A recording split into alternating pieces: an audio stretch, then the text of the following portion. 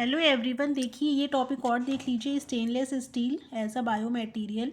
बहुत लंबा टॉपिक मैंने नहीं बनाया है कि आप लोगों को याद करने में दिक्कत ना हो, तो थोड़ा सा एक जनरल इंट्रोडक्शन टाइप का हम देख लेंगे।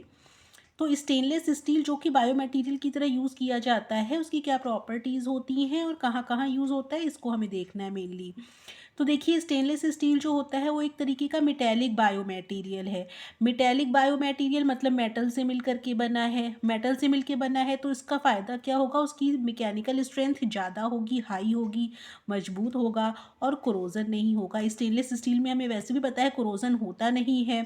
ठीक है, आयरन का अगर हम कोई बायो मटेरियल यूज़ कर रहे होते तो कोरोजन हो जाता, लेकिन आयरन के साथ साथ उसमें क्रोमियम मिक्स होता है तो कोरोजन नहीं होता। ठीक है, तो ये कोरोजन रेजिस्टेंस हो गया। अब जो स्टेनलेस स्टील है वो और जो बायो मटेरियल्स होते हैं मेटेलिक, उनके कंपैरिजन में स्टेनलेस स्टील ज़्यादातर यूज़ होने वाला बायो मटेरियल है, मेटेलिक बायो मटेरियल। क्यों? क्योंकि जो स्टेनलेस स्टील का फैब्रिकेशन है या इनकी जो सिंथेसिस है, इनके जो बनाने का मेथड तरीका है वो इजी है टाइटेनियम बेस्ड एलॉय या कोबाल्ट क्रोमियम एलॉयज़ के कंपैरिजन में। ये सभी मेटेलिक बायो मटेरियल हैं, लेकिन इनको बनाना और ये मेटल्स हैं ये थोड़े कॉस्टली होते हैं, तो इनका फैब्रिकेशन आसान नहीं होता। स्टेनलेस स्टील इसलिए प्रेफर किया जाता है। कहाँ कहाँ यूज़ होता है इम्प्लांट्स को बनाने में, बोन की हीलिंग में, फिक्सेशन में, अलग अलग जगहों पे यूज़ होता है, जिसको भी हम देखेंगे। तो मेनली जो स्टेनलेस स्टील होते हैं वो तीन चार तरीके के होते हैं। पहला है ऑस्टेनाइट। ऑस्टेनाइट के बाद आता है मार्टेनसाइट। मार्टेनसाइट, फेराइट और डुप्लेक्स। डुप्लेक्स स्टेनलेस स्टील में A+F लिखा है, मतलब उसमें ऑस्टेनाइट और फेराइट दोनों की ही प्रॉपर्टी पाई जाती हैं। ठीक है, लेकिन इसमें ऑस्टेनाइट जो होता है वो ज़्यादातर यूज़ होने वाला मेटेलिक बायो मटेरियल है। ऑस्टेनाइट का नाम याद कर लीजिएगा, हो सकता है कि ये 2 नंबर में भी आ जाए। ठीक है, तो स्टेनलेस स्टील के ये 4 तरीके के जो टाइप हैं उसमें ये वाला ज़्यादातर यूज़ होता है बायो मटेरियल को बनाने में। ठीक है, और हम देखेंगे कि कहाँ कहाँ इसका यूज़ होता है। उसके पहले हम देखेंगे कि जो ऑस्टेनाइट स्टेनलेस स्टील है उसकी क्या क्या प्रॉपर्टीज़ होती हैं, क्यों वो यूज़ किया जाता है ज़्यादा।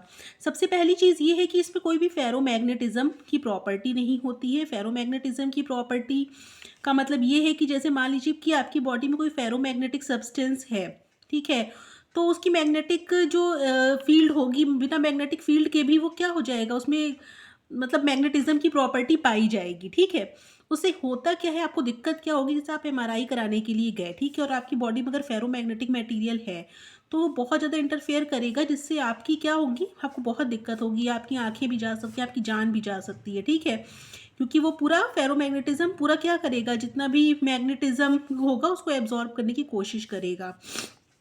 तो कोई भी फेरोमैग्नेटिक प्रॉपर्टी नहीं पाए जाने के कारण इसको यूज़ करना सेफ है। ठीक है, ऑस्टेनाइट को। जबकि जो फेराइट है उसमें और जो दूसरा वाला है उसमें फेरोमैग्नेटिक प्रॉपर्टी थोड़ी बहुत पाई जाती हैं, इसलिए ये बेस्ट है।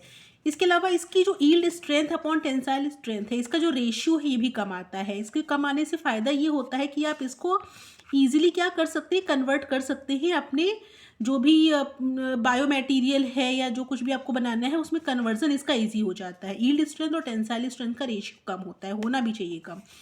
Better formability. बेटर फॉर्मेबिलिटी का मतलब है शेपिंग, मतलब इसको हम क्या कर सकते हैं, जिस भी बायो मटेरियल का शेप देना है, छोटे से छोटा स्क्रू का भी शेप देना है तो ये इजीली इसको हम दे सकते हैं। कोरोजन रेजिस्टेंस तो ये होता ही है। ठीक है, एप्लीकेशन देखिए कहाँ कहाँ इसका यूज़ होता है, अपने आप आपको पता चल जाएगा। आर्टिफिशियल ईयर ड्रम बनाने में, किसी के कान के पर्दे फट गए हो, ख़राब हो गए हो, तो वो रिप्लेस किए जा सकते हैं। आर्टिफिशियल ईयर ड्रम जो होगा वो स्टेनलेस स्टील का बना होता है।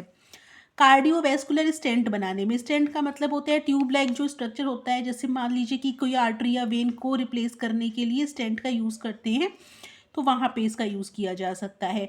आर्टिफिशियल जॉइंट्स को बनाने में, बोन के फिक्सेशन में, बोन टूट गई है आपकी तो उसको फिक्स करने के लिए रॉड लगाई जाती है ना, तो वो स्टेनलेस स्टील की बनी होती है। डेंटल फिलिंग में, ठीक है, ऑर्थोडोंटिक वायर में, कई लोगों के दांतों में आपने वायर लगे देखे होंगे, दांतों को सीधा करने के लिए लगाए जाते हैं, वो भी स्टेनलेस स्टील के बने होते हैं। फेशियल प्लेट्स एंड स्क्रू, जब मान लीजिए किसी का एक्सीडेंट हो गया, उसका फेस जो हो गया ख़राब हो गया, उसकी हड्डी वड्डी टूट गई, ठीक है, नाक वाक सब टेढ़ी हो गई, तो उसका क्या किया जाता है, उसका जो स्कल होता है उसमें क्या हो की जाती है, स्क्रू लगा के जोड़ा जाता है, परफेक्ट शेप दिया जाता है, ताकि नॉर्मली क्या हो जाए, जो भी फेस ख़राब हुआ है वो ठीक हो जाए। तो फेशियल प्लेट्स और स्क्रू बनाने में भी इसका यूज़ होता है। कार्डियक पेसमेकर क्योंकि ये मेटल है, इसकी इलेक्ट्रिकल एक्टिविटी बहुत ही अच्छी होगी, गुड कंडक्टर होगा, तो कार्डियक पेसमेकर को बनाने में भी इसका यूज़ किया जाता है। ठीक है, अब देखिए सब बातें हो गई, हमने स्टेनलेस स्टील का कंपोजिशन नहीं देखा है। स्टेनलेस स्टील का कंपोजिशन देख लेते हैं, क्या क्या चीज़ से मिलकर के बना होता है। आयरन और क्रोमियम मेनली इसमें पाए जाते हैं, क्रोमियम 10% के मतलब अराउंड इसमें पाया जाता है। केवल आयरन रहेगा तो उसमें कोरोजन हो जाएगा। आयरन के ऊपर क्रोमियम की लेयरिंग होती है, लेयर चढ़ी होती है, जिससे वो कोरोजन रेजिस्टेंट हो जाता है। ये लेयरिंग एजेंट का काम करता है क्रोमियम। इसके अलावा और भी इसमें कई सारी चीज़ें होती हैं, कार्बन, नाइट्रोजन हो गया, मैग्नीज हो गया, बहुत सारी चीज़ें होती हैं जो स्टेनलेस स्टील की क्वालिटी को बताती हैं। ठीक है, तो स्टेनलेस स्टील लेकिन मेनली इन्हीं दोनों से मिलकर के बना होता है। जो बायो मटेरियल की तरह यूज़ होने वाला ग्रेड है उसमें एक आता है 316L स्टेनलेस स्टील। ठीक है, ये ज़्यादातर यूज़ होता है बायो मटेरियल की तरह। ठीक है, ऑस्टेनाइट स्टेनलेस स्टील का ही ये टाइप है। इसमें जो नाइट्रोजन कंटेंट, सॉरी, निकल का जो कंटेंट होता है वो कम होता है, नाइट्रोजन का कंटेंट ज़्यादा होता है। ये दोनों चीज़ें होने की वजह से ये क्या होता है, बायो कंपैटिबल बन जाता है। निकल अगर ज़्यादा रहेगा तो बायो कंपैटिबिलिटी कम होती चली जाएगी। ठीक है, तो जो 316L stainless steel widely used metallic bio material है, जो कि स्टेनलेस स्टील का ही टाइप है, जिसमें ये सारी प्रॉपर्टी होने के कारण ये फिट है मेडिकल यूज़ के लिए, बायो कंपैटिबल है।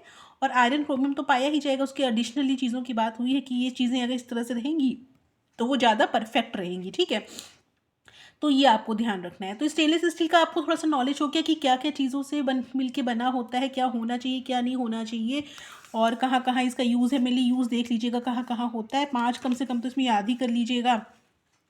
और सबसे अच्छा जो स्टेनलेस स्टील का ग्रेड है वो कौन सा है, ऑस्टेनाइट वाला, उसकी क्या क्या प्रॉपर्टीज़ हैं। इसके अलावा जो स्टेनलेस स्टील को बायोमेट्रिक की तरह यूज़ किया जाता है उसमें क्या क्या प्रॉपर्टीज़ होती हैं, मतलब मैकेनिकल स्ट्रेंथ अच्छी होती है, कोरोजन रेजिस्टेंस रहता है उसमें। ठीक है, तो ये सारी चीज़ें आपको ध्यान में रखनी है। तो आई थिंक इतना सफिशिएंट रहेगा। अब आप लोग इतना पढ़ लीजिए और बाकी मेरे और जो पुराने वीडियोज़ हैं उनको भी देख लीजिए। इसके बाहर से आई डोंट थिंक कि कुछ आने वाला है आपके लिए अलग से। यही सारी चीज़ें घुमा फिरा के 2-3 यूनिट में कवर की गई हैं। लिखना आपको यही सारी चीज़ें हैं, तो कोई भी स्ट्रेस मत लीजिए, आपका पेपर कल अच्छा होगा। Thank you so much.